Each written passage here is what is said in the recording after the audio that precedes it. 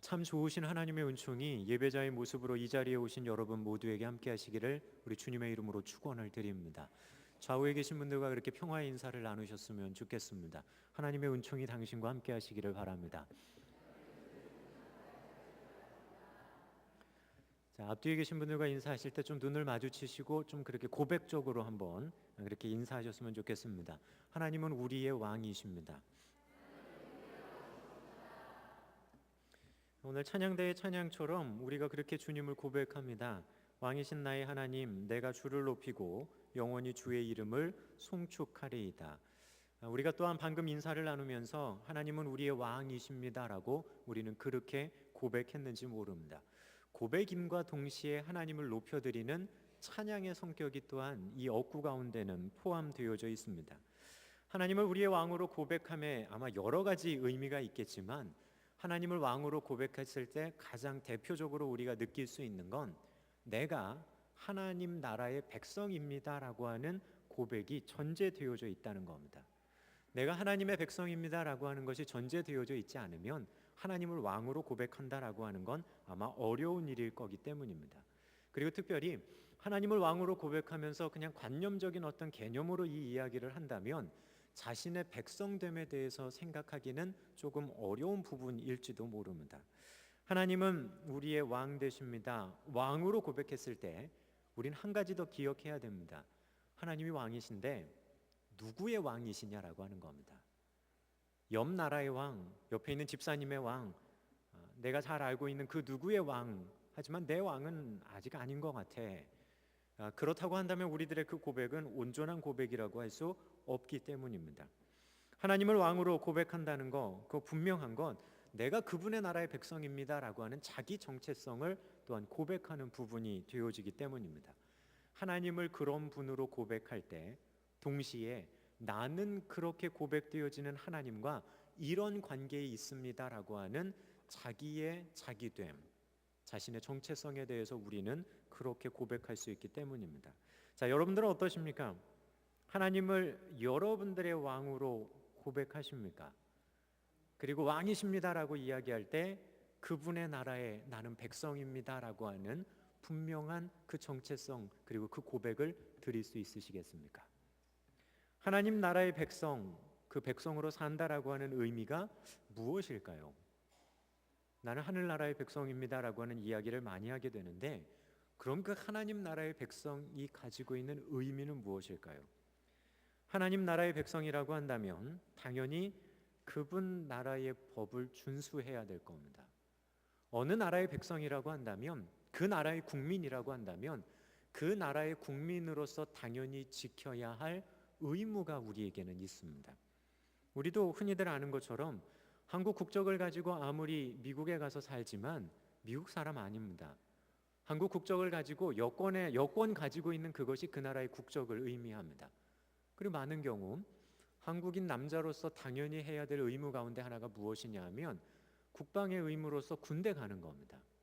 근데 많은 경우 그 국방의 의무를 저버리고 또한 외국 국적을 취득하고 가는 사람들도 있습니다. 근데 그 국적을 포기하기 위해서 국방의 의무를 안 지기 위해서 해야 되는 것이 뭐냐 하면 한국 국적을 포기해버리는 겁니다.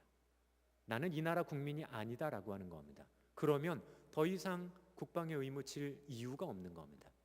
하지만 내가 이 나라 국적을 유지하고 이 나라 국민으로 살겠다라고 하는 것 가운데 반드시 포함되어지는 건 내가 외국에 있어도 일정 기간 들어와서 그 의무를 지겠다는 겁니다.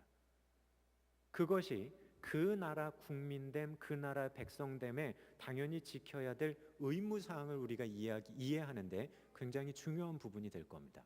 자, 그렇다고 한다면 하나님 나라의 하나님 백성으로 살아갑니다라고 했을 때 우리는 그분의 나라의 백성으로 당연히 지켜야 될 의무가 있습니다.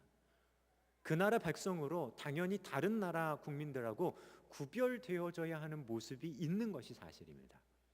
하나님 왕이십니다라고 이야기하고 나 그분의 나라의 백성입니다라고 이야기할 때 관념적으로 생각하면 왕, 백성 거기 머물러 있지만 실제적인 실천의 부분에서 우리가 들여다보게 되어지면 우리에게 있어야 될 의무사항들, 당연히 지켜야 될 의무들이 있음을 우리는 금방 알게 되어집니다. 세상에 있지만 세상에 속하지 않은 것, 그것이 교회입니다. 어쩌면 그것이 올바른 표현인지 모릅니다. 세상에 있지만 세상에 속하지 않은 하늘나라의 백성으로 살아가는 우리가 하나님 나라의 백성이기 때문에 지켜야 될 의무와 또한 당연히 따라야 될 규칙이 있기 때문입니다. 하나님을 왕으로 고백할 때 우리는 그 부분까지 생각해야 됩니다. 단순히 하나님 왕이시니까 우리 지켜주시고 우리 먹여주시고 우리가 뭘 하든지 규칙을 어기든지 권리를 이행하지 않든지 의무를 안 하든지 아무런 상관없이 그냥 지키기만 해 주십시오. 그런 나라는 이 세상에도 존재하지 않습니다. 그런 나라는 나라로서 온전히 서갈 수도 없습니다. 그러면서도 우리는 하나님 나라를 마치 그런 나라로 오해하고 있지는 않으십니까? 우리가 하나님을 우리의 왕 되십니다라고 고백할 때, 그분의 나라에 우리는 백성입니다라고 고백할 때 우리 가운데 당연히 있어야 될 그 마음들에 대해서 저희가 이 시간 좀 생각을 해보려고 합니다. 특별히 오늘 성경의 본문 말씀을 살피면서 이스라엘의 가장 위대한 왕이었던 다윗을 선택하셔서 그를 왕으로 세우시는 하나님의 모습을 선포하는 그 바울, 그 사도 바울의 설교 가운데 있는 그 의미들을 저희가 좀 곱씹어 보려고 합니다.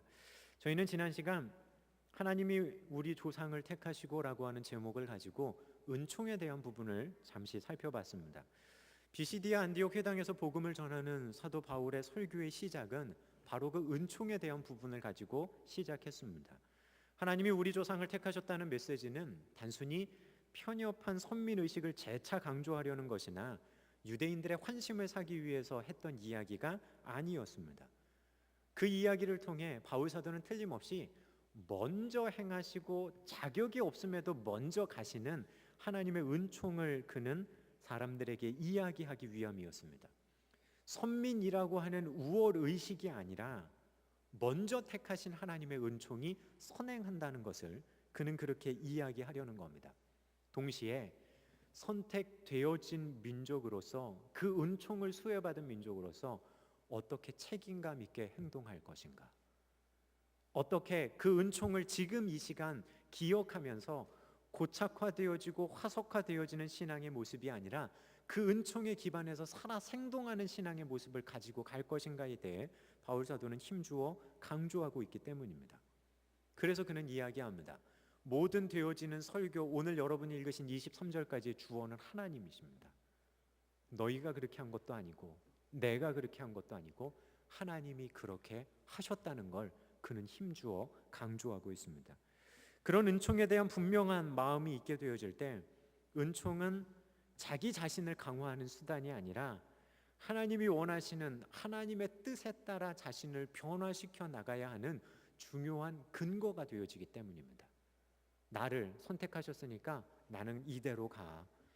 나는 뭐 해도 이럴 사람이니까. 그건 어쩌면 은총을 잘못 오해해서 편협한 선민의식이나 굉장히 저급한 운명론으로 하나님의 은총을 받아들이는 사람들이 될 수 있기 때문입니다. 은총의 그 사건은 과거의 사건이 아닙니다. 바로 오늘 우리에게 주어지는 사건이기도 합니다. 그렇다면 어떻게 책임감 있게 걸어가시겠습니까? 은총 받은 사람으로 어떻게 책임감 있는 모습을 여러분들은 하시겠습니까? 주신 은혜와 은총을 기억하며 그 감동을 가지고 오늘 어떻게 서 있으시겠습니까? 끝내는 먼저 베푸신 하나님의 은총을 알아야 오늘을 살아갈 성도의 삶의 힘의 근거를 우리는 공급받게 됩니다. 뿐만 아니라 앞으로 살아갈 우리들의 삶의 근거도 그 은총에 있다는 겁니다.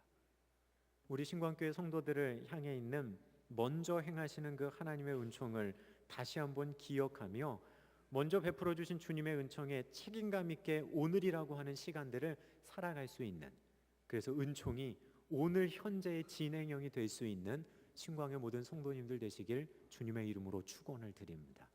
그것이 하나님의 은총이 당신과 함께 하시기를 바랍니다라고 하는 우리의 기도와 서로를 향한 축복의 중요한 의미가 되어집니다.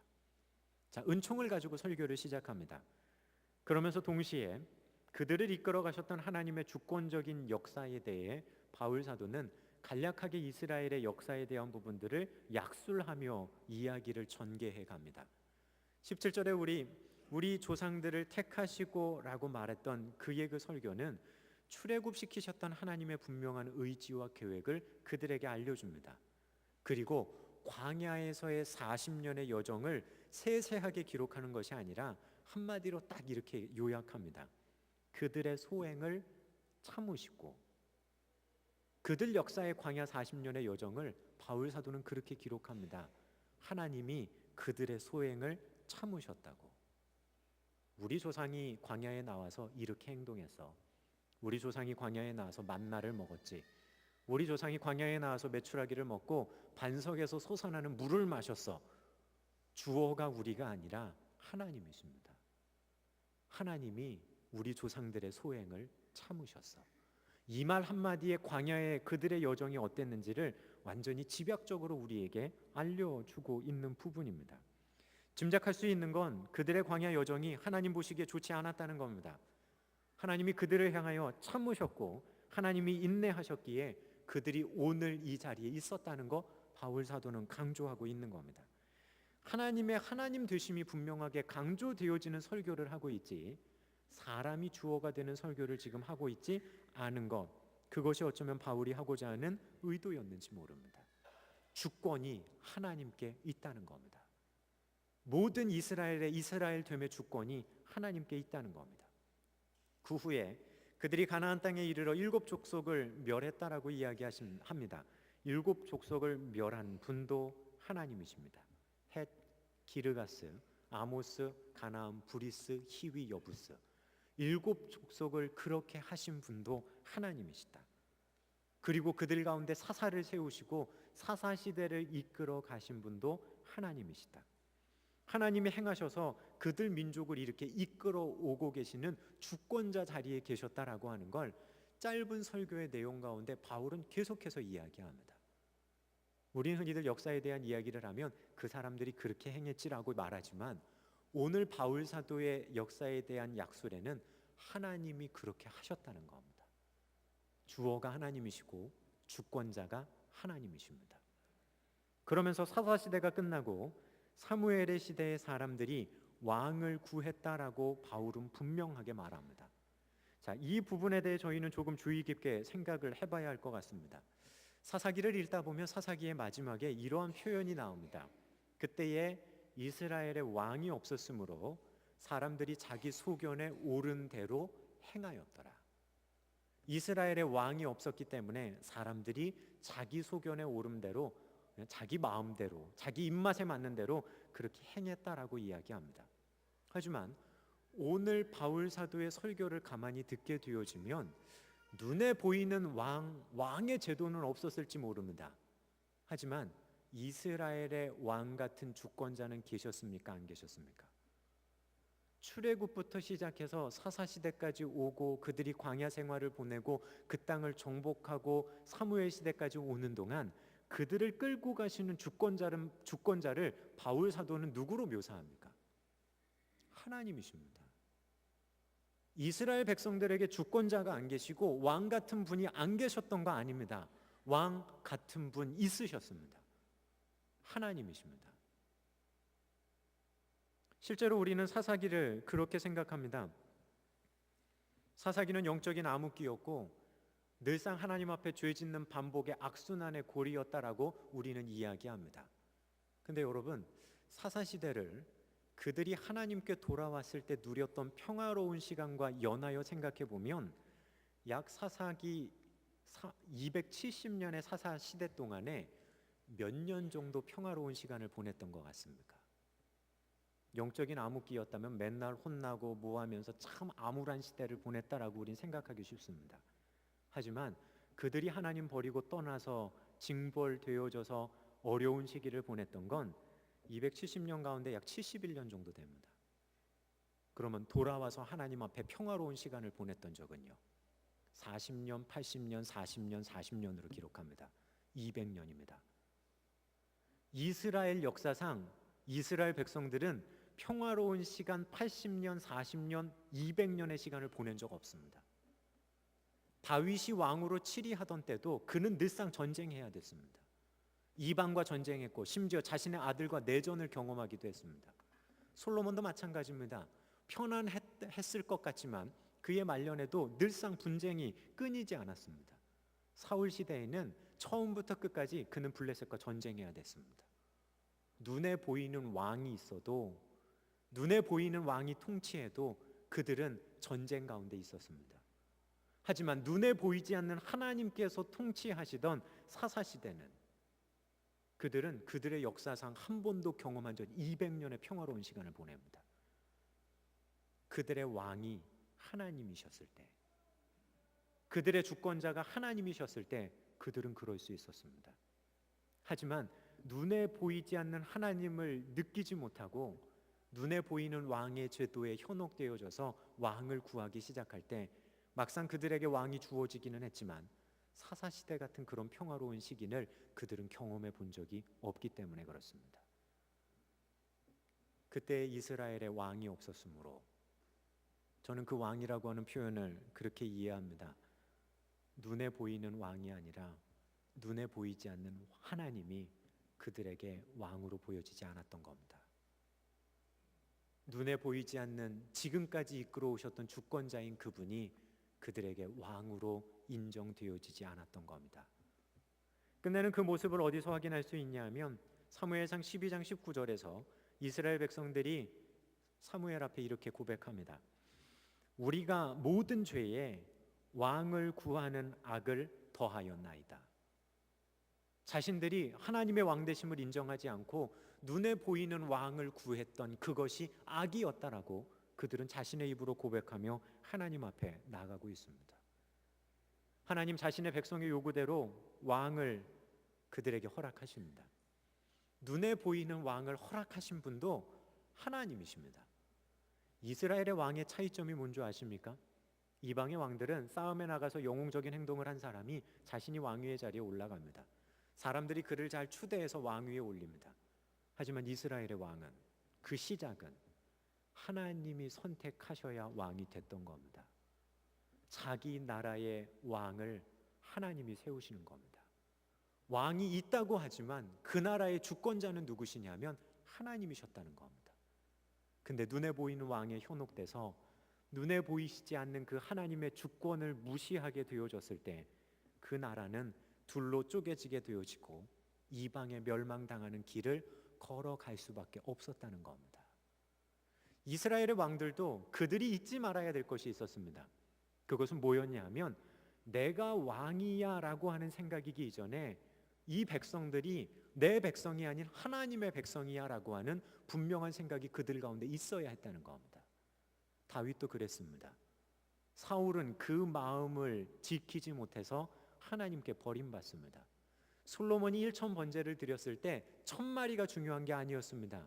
그가 기도했던 내용이 뭐였냐 하면 이 백성이 내 백성이 아니라 하나님의 백성인데 이 사람들은 숫자가 많고 나는 연소하니 하나님의 백성을 치리하기 위해서 듣는 마음을 달라는 겁니다. 내 백성을 치리하기 위함이 아니라 하나님의 백성을 치리하기 위한 마음을 달라고 하는 그의 그 마음의 중심을 보신 하나님께서 다 주시는 겁니다. 그는 자기의 것을 구한 것이 아니라 하나님의 나라와 하나님의 의를 그때 먼저 구했는지 모릅니다. 1000마리요 성정 낙성식 때 12만 마리 드립니다. 1000마리가 중요한 게 아닙니다. 성전 지어놓고 솔로몬이 한 날 잡았던 것이 12만 마리입니다. 그의 마음을 보신 겁니다. 주권자가 하나님이십니다. 당신이 나의 왕 되십니다.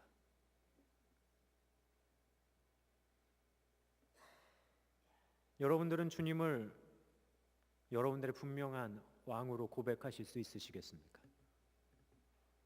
내 삶의 주권자로, 내 인생의 주권자로 그분을 고백하실 수 있겠습니까? 그래야 그분 나라의 백성입니다. 하나님께서 주권자를 세우시는 그 하나님의 나라에 대한 이야기를 바울은 지금 하고 있는 겁니다. 이스라엘 사람들이 생각하기에 가장 위대한 왕이었던 다윗을 말하면서 그 다윗을 왕으로 세우신 주권자가 하나님이시라는 겁니다. 하나님께서 그 위대한 왕, 이스라엘 왕, 그를 세우셨다는 겁니다. 우리는 우리나라에 있는 조선의 역사를 이야기하며 세종대왕을 이야기할 때 늘상 대왕이라고 표현합니다. 유대인들에게 있어서 대왕이라고 하는 칭호가 붙는 사람이 다윗입니다. 그들은 다윗 대왕이라고 부릅니다. 그를 세우신 사람이 하나님이시라는 겁니다. 위대한 왕, 우리가 대왕으로 얘기하는 그 다윗, 그리고 그 다윗의 자손을 통해 메시아가 오실 수밖에 없는 그 생각을 가지고 있는 그들에게 이야기하는 겁니다. 다윗 대왕, 그 왕을 세우신 주권자, 진정한 왕이 하나님이시라는 겁니다. 다윗은 엄밀하게 이야기하면 하나님 나라의 왕이었습니다. 우리를 왕 같은 제사장으로, 그의 소유된 백성으로, 하나님 나라의 왕으로 주님은 그렇게 다윗을 생각하셨는지 모릅니다. 신약에 보게 되어지면 하나님 나라라고 하는 개념이 나옵니다. 회개하라, 천국이 가까이 왔느니라. 주님도 하나님 나라의 복음을 전하시고 때로는 하나님 나라, 하늘나라라고 하는 표현들로 사용되어집니다. 예수님의 설교의 메시지의 중심에도 뭐가 있었냐면 바로 그 하나님 나라에 대한 이야기들이 있습니다. 헬라어로 바실레이아 투세우라고 하는 어구입니다.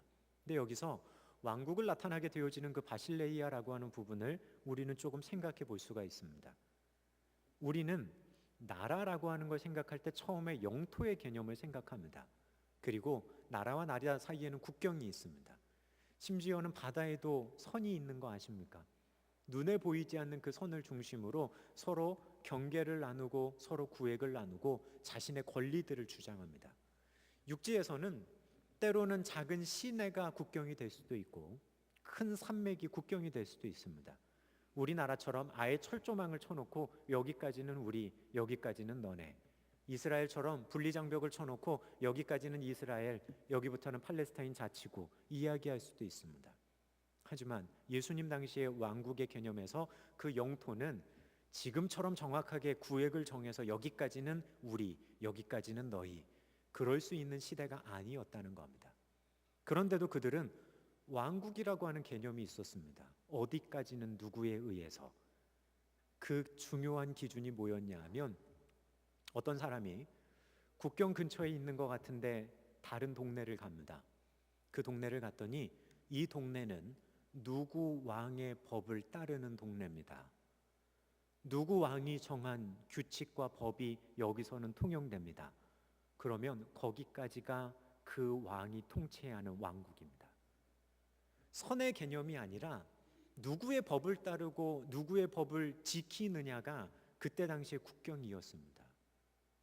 그래서인지 때로는 국경 지역에 절대 왕권을 가지고 있었던 왕들이 자신의 동상을 세워놨다고 합니다. 지나다니는 사람들에게 암묵적으로 이야기하는 겁니다. 여기서부터는 이 왕의 법이 통용되고 이 왕이 통치하는 구역이라는 겁니다. 왕국의 개념이 국경의 개념이 아니라 누구의 법에 순종하느냐였습니다. 그렇게 이야기하십니다. 하나님 나라, 하나님의 법이 통용되어지고 하나님의 통치가 분명하게 이루어져 가는 그곳이 하나님 나라였다는 겁니다. 예수님은 그래서 이야기하십니다. 하나님 나라가 주님이 전하시는 메시지 가운데 그리고 주님의 사역 가운데 놀라운 일이 이루어지는 것을 보면서 하나님의 나라가 이곳 가운데 임했다라고 이야기하시는 이유도 그런 이유에서인지 모릅니다. 여러분들은 어떠십니까? 하나님 나라에 살고 계십니까? 하나님의 주권과 통치 가운데 여러분은 거하며 그 나라에 머물러 계십니까? 죽은 다음에 가는 나라 아니야? 하나님의 나라가 어디 있지? 이 땅 가운데? 혹시 그러십니까? 하나님의 통치 가운데 있다면 그곳이 하나님 나라입니다. 예수님은 그렇게 이야기하십니다. 누가 내 형제고 누가 내 어머니냐? 하나님 아버지의 뜻대로 행하는 이 사람들이 나의 형제고 자매고 나의 어머니다. 우리가 이 땅 가운데서 하나님 나라를 이루어 간다라고 하는 표현을 할 때 우리가 기억해야 되는 건 단순히 착한 일 몇 번 하는 거 가지고 이루어지는 거 아닙니다. 세상 사람들도 우리보다 착한 일 더 많이 합니다. 하나님의 법과 말씀이 지켜지는 그곳이 하나님 나라입니다. 그래서 교회는 작은 의미에서 하나님 나라입니다. 언젠가 주님 오라 부르실 때 영원히 살게 될 그 나라가 있지만 이 땅 가운데서 세상에 속하지 않은 하나님의 나라로 살아가는 그들의 모임, 그곳이 바로 교회이고 하나님 나라여야 하기 때문입니다. 하나님 나라를 맛보는 삶을 살고 계십니까? 하나님의 영향력이 미쳐지고 하나님의 법이 지켜지고 하나님의 말씀이 존중되어지고 그리고 그 말씀 지키며 살아가고 계십니까? 그곳이 하나님의 통치가 이루어져 가는 주님의 나라입니다. 그런 의미에서 우리는 하나님의 나라를 이 땅 가운데 이루며 살아가는 개척자들이 되어지는 겁니다. 주권은 그분께 있는 겁니다. 그분의 나라의 백성으로 그분의 정하신 말씀을 지켜가고 그분의 뜻을 이 땅 가운데 이루어 갈 때 그곳이 하나님 나라가 되어지는 겁니다. 우리는 늘상 주님 오라 부르실 때 가게 되는 그 나라와 이 땅에서 주님의 나라를 이루며 살아가야 한다는 그 두 나라 사이에서 우리는 일정 부분 긴장감을 가지며 두 곳에 모두 속해 있음을 우리는 잊지 말아야 됩니다. 오로지 죽음 이후에 갈 나라만 생각하면 그 나라는 도피처가 되어버립니다. 하지만 이곳에서 주님의 나라를 이루며 살아가야 한다는 분명한 사명감을 가지고 나간다면 영원한 그 나라는 이 땅 가운데서 우리가 담대하게 나갈 수 있는 삶의 에너지와 근거가 됩니다. 그 근거가 무너져 버리면 어떤 사람들은 천국에 대한 소망이 없이 이 땅에서만 살려고 하니까 너무 힘든 겁니다. 그러다 포기하고 돌아서 버리는 겁니다. 우리는 두 나라를 다 기억하며 살아가야 합니다. 그 나라에 모두 속해 있음을 기억하며 나중에 주님이 이루실 그 나라 바라보며 이 땅에서 하나님의 살아계심을 선포하는 하나님의 나라의 개척자들로 우리가 서 있어야 하는 겁니다. 그것이 바로 주님의 나라의 백성된 사람들의 삶의 모습입니다. 여러분들은 하나님이 통치하시는 그분의 나라의 백성으로 서 계십니까? 분명 그분의 통치를 여러분들은 받으며 그리고 하나님의 법을 이 땅 가운데 지키며 이루어 가고 계십니까? 왕국에 대한 이러한 의미에서 우리 삶에 하나님의 나라가 이루어지고 있는지를 우리는 점검해 보아야 합니다. 하나님의 말씀을 지키고 하나님의 말씀이 지켜지는 그곳에 하나님의 통치가 이루어져 가고 있음을 우리는 기억해야 합니다. 그리고 그곳에 하나님은 자신이 정하신 주권자를 세우셔서 왕 노릇하게 하십니다. 우리를 왕같은 제사장이요 거룩한 나라요 그의 소유된 백성으로 부르셨다라고 하는 이야기들을 우리는 또한 그렇게 생각해 볼 수가 있기 때문입니다. 그리고 그러한 그분의 통치가 이루어지는 삶을 살아가는 것이 이 땅을 살아가는 우리 성도들에게 요청되어지는 모습이 되기 때문입니다. 오늘 성경의 본문에서 다윗에 대해 이렇게 이야기합니다. 내가 이새의 아들 다윗을 만나니 내 마음에 맞는 사람이라 내 뜻을 다 이루리라. 여기서 만난다라고 하는 말로 번역되어진 헬라어 휴리스코라고 하는 이 말은 관찰하여 발견한다라고 하는 의미를 가지고 있습니다. 그냥 지나가다가 이새의 아들 가운데 막내 아들을 그냥 딱 보셨는데 에이 그냥 너 괜찮은 것 같다 너 왕이 되라 그러신 것이 아니라 하나님이 관찰하고 찾고 찾으셔서 이새의 아들 다윗을 만나셨다는 겁니다. 자신의 왕국 안에 있는 사람들 가운데 찾고 찾으셔서 옥석을 구분하셔서 다윗을 만나셨다는 겁니다. 그냥 지나가다가 다윗이 걸린 거 아닙니다. 하나님이 찾으실 만한 그런 사람. 근데 성경에는 유일하게 다윗을 하나님의 마음에 굉장히 합한 사람으로 우리에게 묘사하고 있습니다. 내 마음에 맞는 사람이다라고 하는 이 헬라어 원어의 그냥 원어적인 의미를 살피면 이럴 겁니다. 내 마음을 뒤따르는 사람이라고 하는 의미인지 모릅니다. 다윗이 어떤 사람이었냐면 하나님의 마음을 뒤따르는 사람입니다. 내 마음에 합했다라고 하는 그 말의 의미는 하나님의 마음을 뒤따라 살아가는 사람이라고 하는 의미인지 모릅니다. 하나님께서 사람을 찾고 찾으셨는데 하나님의 마음을 늘상 뒤따라오며 그 말씀을 지켜가는 다윗을 만나시니 내 마음에 합하다라고 하는 마음이셨는지 모릅니다. 오늘 우리에게도 마찬가지일 겁니다. 하나님의 마음을 여러분들은 따라 살아가고 계십니까? 하나님의 마음의 표현이신 말씀을 따라 살아가고 계십니까? 하나님은 오늘 시대 가운데도 그런 사람을 찾고 계시다는 겁니다.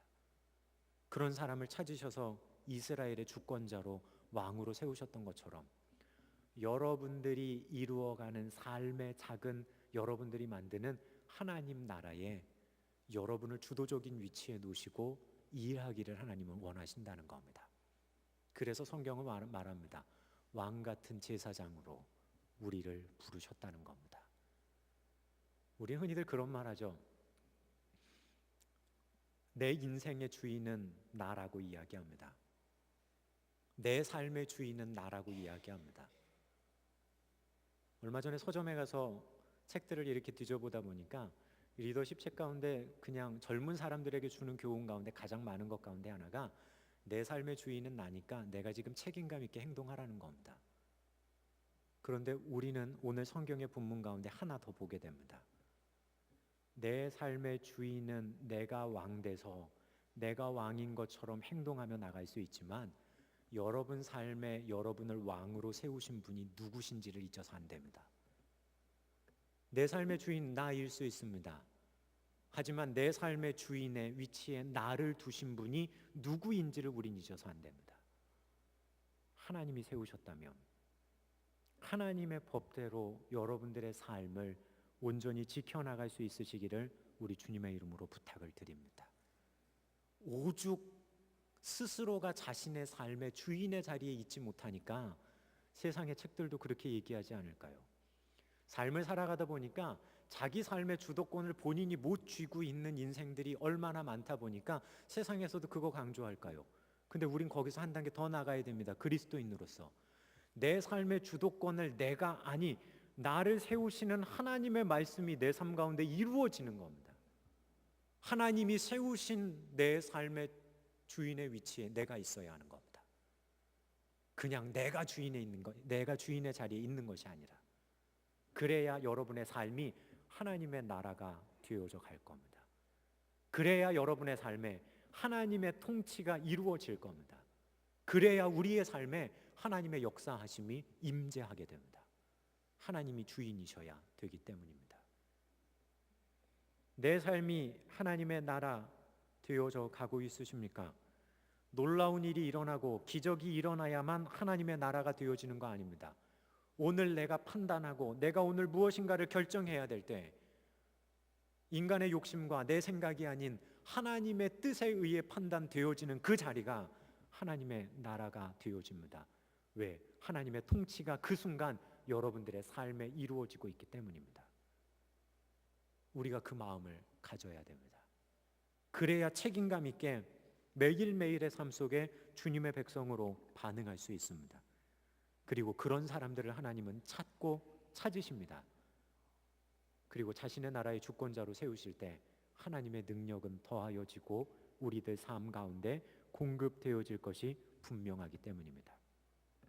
사랑하는 신광의 성도 여러분, 하나님을 왕으로 우리는 고백합니다. 하나님이 왕 대신 그 나라의 백성으로 살기를 원하십니까? 그 나라의 백성으로 혹시 이미 살고 계십니까? 소망하기는 여러분들의 삶이 하나님의 마음과 통치가 이루어지는 하나님 나라가 되기를 간절히 소망합니다. 그리고 이 땅 가운데 살지만 천국을 맛보며 천국의 소망 가운데 하나님의 통치가 내 삶 가운데 이루어지는 걸 피부로 경험하며 살아가는 놀라운 주님의 은총이 여러분들 가운데 함께 하시길 우리 주님의 이름으로 축원을 드립니다. 기도하겠습니다.